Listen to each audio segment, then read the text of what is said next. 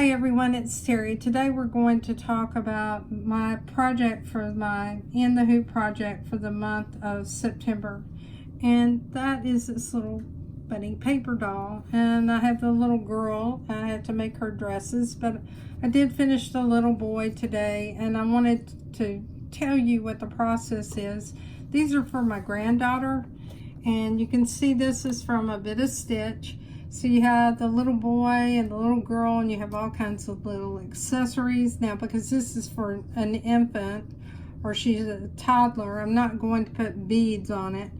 But I wanted mine to be finished. When in this pattern, the way that Evie Hawkins makes it, she uses a cutaway stabilizer, and the back is unfinished. I wanted mine to be finished.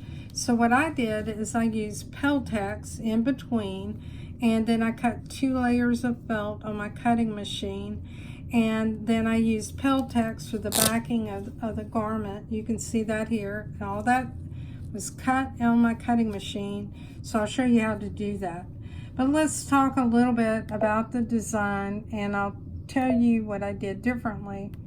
So the first thing that she does is she has you, let's pick this one. She has you taking that design, and we'll go into embroidery. And the first thing you're going to do is you're going to stitch the placement line for your Velcro, and this is a hook portion of your tape. Now I'm using a tearaway stabilizer because of how I'm making mine. And so what I did is I stitched this down on the tearaway stabilizer, and we'll just go to this thread sequence.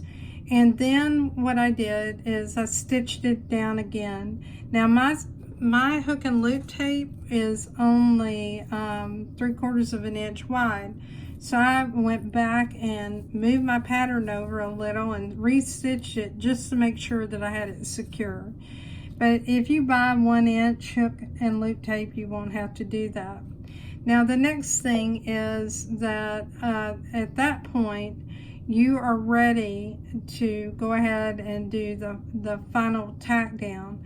What you want to do, because this needs to be on your felt, is you want to stitch down your Velcro, and for that final layer you need to make sure you have, if you do it my way, that you have your felt on the top, and then you also want to have your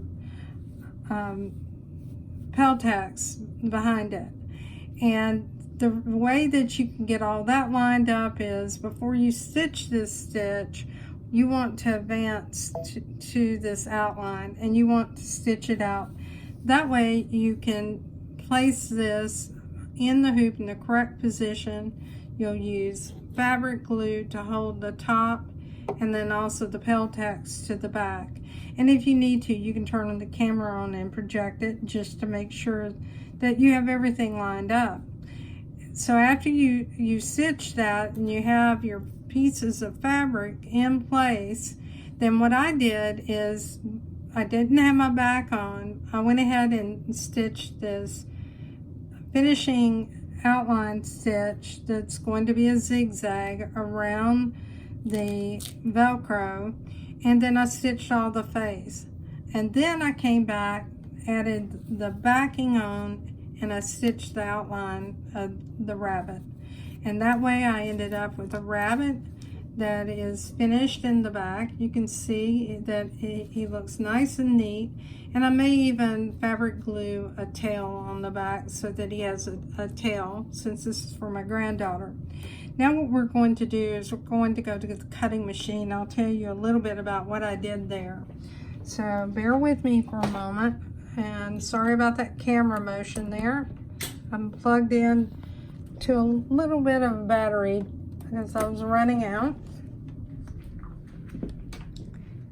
So you're going to need some freezer paper because of felt, and you use the freezer paper to iron it onto both sides of your felt when you're going to cut. We're going to come over here, and you can see where I cut before with that paper, and you can see it right here.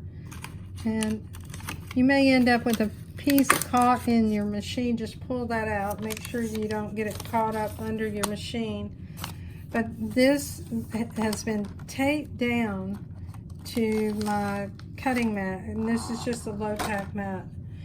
What we're going to do is we're going to go ahead and just bring up the designs. We can talk about that too, because I added an offset to this because I wanted there to be 1/8 of an inch around my design. Now you can see here, this is where I cut Peltex, and Peltex is stiff, so it's very stiff and works really well for this. We'll go ahead and let's go to home, and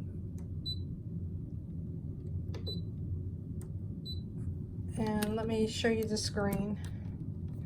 So we're going to zoom in. So we'll go to retrieve data. We're going to go to the USB stick. Now I did this 2 ways. The first way, what I did is I opened up PE Design 11. In PE Design 11, I just told it to export an FCM file, and here it is right here, that rabbit, and I told it that I wanted it to have an offset of 0.125, which is basically 1/8 of an inch. We'll go ahead and undo that, because if you don't have PE Design 11, you can go in and you can go to your design, and we'll go into the paper doll directory, and let's bring up that bunny. Now this is a PES file. What you want to select is this little flower. This shows you the size of that outline, which is that 6.89 by 4.59. I wanted to add 1/8 of an inch around. So what I did is I chose OK, chose the cut line, chose OK, chose set, and then go to edit. And when you go into edit, what you want to do is you want to go to object edit, and this is where you're going to add that offset. And I wanted that to be, like I said, 1.25. So you could set it a distance of 0.12 or 0.125 and choose OK. Now when you do that, you actually have 2 different patterns. You have the first one, and then you have the pattern with the offset. And I have a scanned image right here from my mat. What I'm going to do is just remove this from the mat and let you see what it looks like if I just scan that mat without something in it. And we'll scan it and choose start. So this way you're just going to see the background of that scan. And by the way, I save all these things that I've cut out because I still have felt here that I can use. And for something like a project like this, I could make a hat, I can make baskets, several things. So now you see there's actually both of these designs here. This is the smaller one without the offset. I really don't want that, so I want to delete it. So to delete it, I need to go into edit and just put that in the trash can and choose OK. So this is going to be the design that I work with. So if I have a piece of Peltex on my mat, which I don't, I could scan that Peltex. What I'll do is I'll just put a piece of paper on here so you can see what it looks like if you scan a piece of paper in the background. And this is freezer paper. So on the Peltex, I taped it down, and I taped it down using some Kimberbell tape. So this is again what my Peltex look like. So what I'm going to do is choose OK, and I'll scan.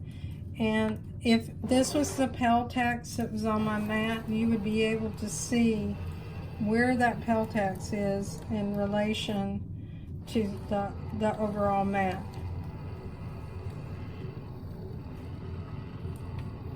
All right, now that you've scanned that, then what you want to do is you want to make sure that this is placed over that. If you cannot see that background, you can edit it by making it a different color. And here you can see that's light. We'll go back and we'll make that dark. And now this is positioned over that piece of paper if I was going to cut it and pretend that that's Peltex. Now when you go to cut something, if you choose OK, you'll need to select that you're going to cut it.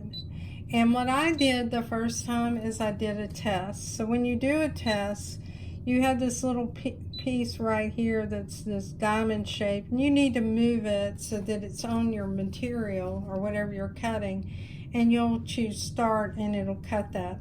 I didn't make any adjustments at all to any of my settings, and everything cut out beautifully. You can see that these are my little test cuts right here for my Peltex. It's very clean. And these are test cuts for felt. Now with felt, you do want to sandwich it between that freezer paper. I hope this information has been helpful to you. If you have questions, please let me know. Like and subscribe to my videos, and join me on Facebook in the Just Stitching with a Brother Luminaire group. Thanks, and have a great day.